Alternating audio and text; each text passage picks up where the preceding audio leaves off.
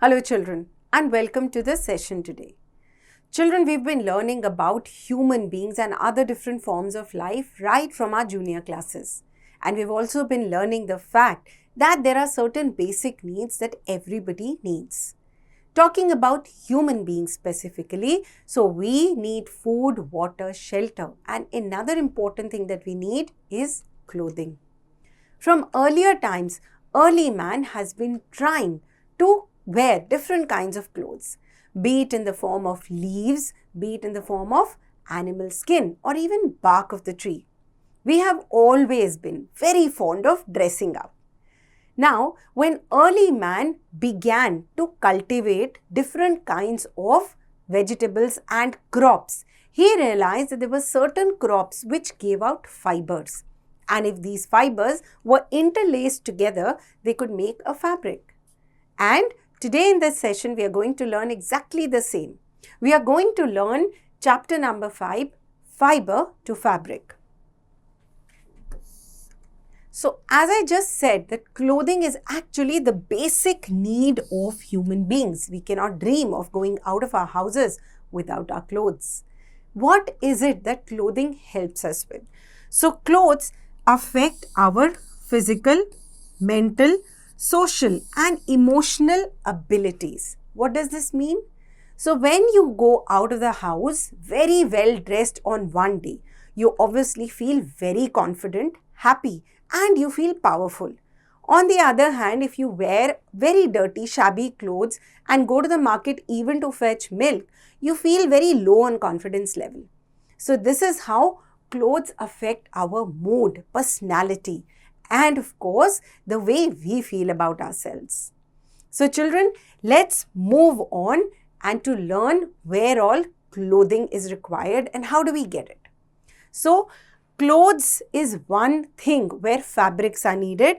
Other than that, fabrics are needed for a variety of purposes. For example, towels, dusters, curtains, tablecloth, cushion covers, doormats, bed linen, etc. These are all the places where we need clothes. So, these clothes are actually the fabrics that we are talking about. Children, early man we've already discussed. Now, how did clothing actually develop? So, it was about 2000 years ago that the first hand loom was made. So, if you understand the word hand loom, it means a loom, a device that converts fiber to fabric, and hand because this loom was operated by hand. This loom was brought to England by the Romans. And what did this loom do? It helped in the interlacing of fibers. How does the interlacing of fiber takes place? So, some fibers are taken as sleeping lines, if you remember your junior classes. And some fibers are taken as standing lines. So, you see here, when these sleeping lines and standing lines interlink with each other, they form the fabric.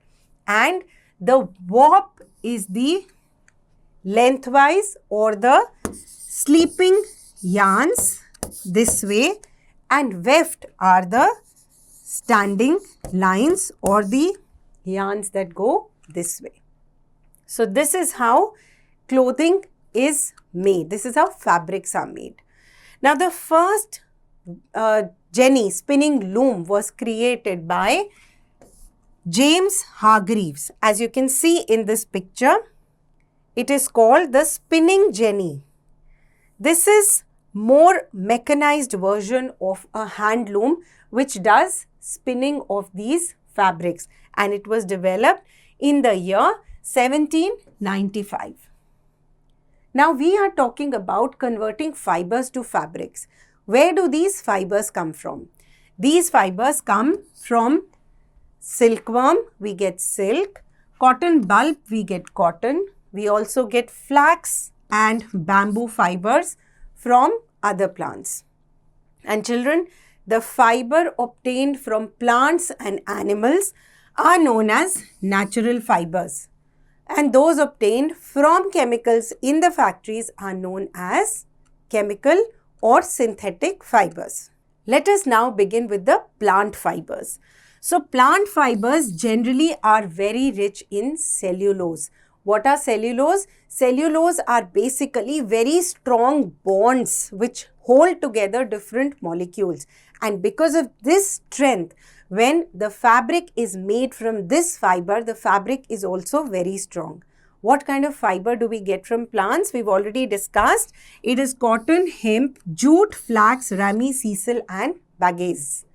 Children, this fiber is obtained from different parts of the plant. So, there are stem fibers which are also known as bast fiber. So, these are taken out of the fibrous part of the stem. Then there are leaf fibers which are taken out from the leaf. And last, there are seed hair fibers. That means the seed of the plant has got hairs all around it which can be pulled apart and be used as fiber. The example is cotton. Let us understand the extraction of fiber from the cotton plant with the help of this video. Cotton obtained from the hair surrounding the seeds of the plant of the Gossypium family. The fluffy stuff surrounding the seed is called cotton. Firstly, the cotton is collected and separated from the seeds in ginning factories. The machine that separates the cotton from the seeds is called gin. Cotton is then combed and drawn into long fibers. After this, it is packed into big bales and sent to textile mills where it is cleaned and spun into threads called yarn. So children, we just learned the different steps involved in obtaining cotton fiber. Now, what is the surrounding environment that a cotton grows favorably in? So there are a few conditions here. It needs warm climate with temperature 25 degrees centigrade or more in summer. It needs moderate rainfall and it specifically grows very well in the black soil which is found in the northwest Deccan area in India. Now, let's go on to the next natural fiber which is called jute. Jute is known as the golden fiber not only because of its golden brown color but also because of its importance and its wide variety of use. So, jute is used in making sacks and garden twines. It is also used in making bags, carpets, ropes, etc. Jute is a bast fiber which we learnt in the previous page that it is obtained from the stem and it is processed in the same way as fabrics like flax and hemp. Let us now understand the climatic conditions required for the growth of jute. Jute requires hot and humid climate. Jute needs a temperature above 30 degrees centigrade. It needs heavy rainfall and just like other plants which are bast fibers, it also needs flooded water. The points that make jute a winning fabric are that number 1, jute is environment friendly. Number 2, it is most affordable. And number 3, it is easy to grow and they have comparatively less need for pesticides and fertilizers. Moving on to the next fiber which is flax.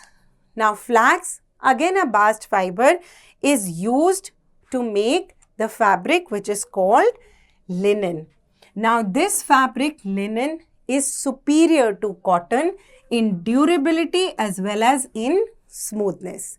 Let us understand the geographical conditions required for growth of flax plant. It needs a cool climate, a temperature of about 16 degrees to 18 degrees centigrade in summers, rainfall approximately 510 to 760 millimeters. And what is the soil type? It needs clayey or loamy soil. So basically this is the soil that holds water in it. It is slightly flooded, not as flooded as jute. Then comes hemp. Hemp is grown in the similar conditions just like flax and used in mostly the similar way. We also get fiber from the coconut covering, the husk that covers the fruit of coconut tree, and this is used in making carpets, ropes and rugs. It is also used in filling up mattresses and making sofa seats. This was about plant fibers. Let us now move on to animal fibers. Children, wool is the most important fiber that we obtain from animals, and it is believed that wool was actually the first of the fibers that was obtained from animals. Amazingly, there is not one animal that gives us wool. Wool is obtained from sheep, goat, even rabbit and camel. Children, majorly Angora goats from South Africa and some Asian countries, Kashmir goats from Western Himalayas are the main suppliers for very soft and fine woolen garments. Wool has a few properties that actually makes it very, very versatile. Number one, it is composed of amino acids. Amino acids are the same thing that make up protein. So just like our hair are protein, animal hair are also protein and therefore made up of amino acids. They have excellent absorbency. The moisture regain is high. They tend to be warmer than others. They have poor resistance to alkalis and good resistance to acids. And they have good elasticity and resiliency. Now, how is wool obtained? Wool is basically obtained from the animal hair in a few steps. The first step here, as we can see, is called shearing. What is shearing? It is taking off the animal hair with the help of a razor. Now, let me tell you one thing here, that this raising of hair does not hurt or harm the animal. It's just like men shave their hair or we see people shaving their heads. The second step is cleaning this wool. So just like our hair get dirty from time to time, we need to wash them. Similarly, animal hair is also dirty and it needs to be washed as the second step. The third step is combing. So we saw in the production of cotton also that cotton was being combed. This was so that all the tied up hair would come into a straight line, the way we comb our hair. So the third process is combing. The fourth process after this is that they are separated and spun into fibers.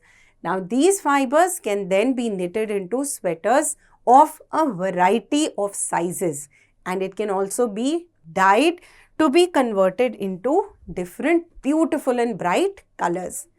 Here is a very simple activity which will explain weaving to us. Since we've discussed plant fibers, we've discussed animal fibers, we now need to understand what is weaving, the interlocking of warp and weft that we talked about. This is a very simple activity that you can do in your class by combining chart papers of two different colors.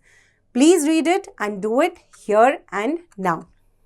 The next important fiber that is obtained from animals is called silk. Now this is obtained from an insect which is called silk moth. Let me just briefly tell you about the life cycle of the silk moth. So this silk moth lays about 300 to 400 eggs. These eggs hatch into larvae. Now these larvae are very, very hungry. They are fed mulberry leaves.